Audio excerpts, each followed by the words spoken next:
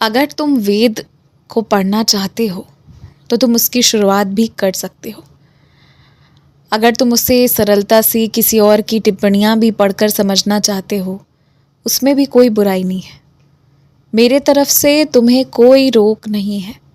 तुम्हें जैसे मन वैसे पढ़ो, लेकिन अगर तुम्हारे पास समय है तभी इसकी शुरुआत करना, क्योंकि मैं ये चाहता हूँ कि अगर तुमने शुरू किया तो तुम उसे पूरा पढ़ो।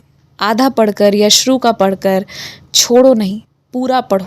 बस मैं ये चाहता हूँ, भले थोड़ा थोड़ा पढ़ो रोज़, लेकिन वो पूरा हो जाना चाहिए उस ग्रंथ का पाठ। मैं ये चाहता हूँ। आधे से बीच से छोड़कर कोई नया अर्थ निकाल लोगे तो वो दिक्कत वाली बात है। इसीलिए अगर शुरू करोगे तो मन बांध कर कम से कम 10 मिनट या आधे घंटे का समय रखना कि रोज़ तुम्हें वो उसका पाठ करना है।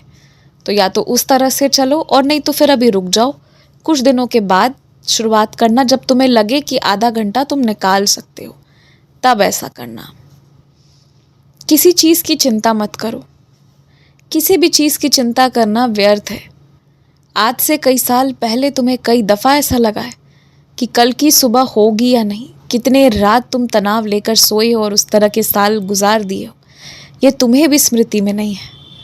लेकिन अब जब मैंने तुम्हें पाल पोस कर इतना बड़ा किया है, तुम्हें इस काबिल बनाया है कि तुम अपने जीवन की जिम्मेदारियां अपने ऊपर ले सकते हो, और आज को भले तुम चैन से अपने घर पे हो, पर ज़रूरत लगी तो तुम बाहर भी जा सकते हो, कोई भी काम कर सकते हो और अच्छा कमा सकते हो।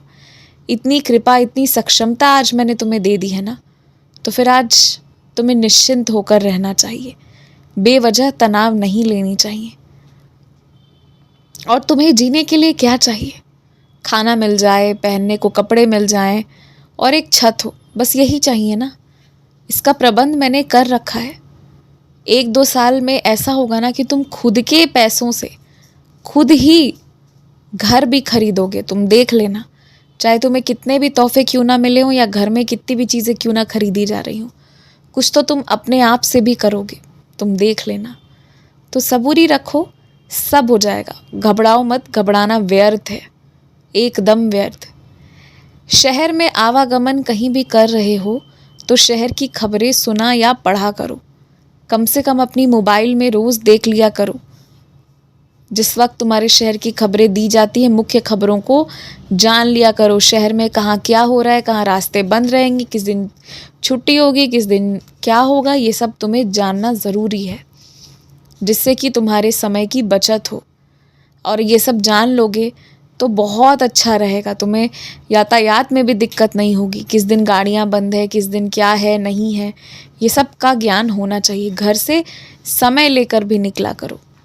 एकदम ऐसे मत चलो कि रोज़ कहीं 10 मिनट में पहुँचते हो तो ठीक 10 मिनट पहले निकलोगे।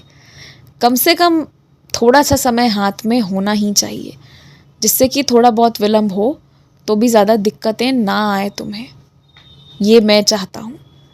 बाकी तो देखो, मैं तुम्हारे साथ हूँ हमेशा। तुम्हें किसी चीज़ की चिंता नहीं करनी चाहिए, और तुम्हें जीवन में पीछे मुड़कर अब कभी नहीं देखना होगा। तुम अपने कागज़ों की काम की शुरुआत ही नहीं कर रहे हो। तुम डर के शुरू ही नहीं करते हो, गंदी आदत है तुम्हारी। तुम शुरू करो, तुम्हारे सारे काम 1 हफ्ते में हो जाएंगे। एक गुरुवार को शुरू करो, दूसरे गुरुवार तक सब हो जाएगा, देख लेना। खूब खुश रहो। सप्ताह पारायण करना जब तुम्हारा मन करे, जब से तुम शुरू कर देना।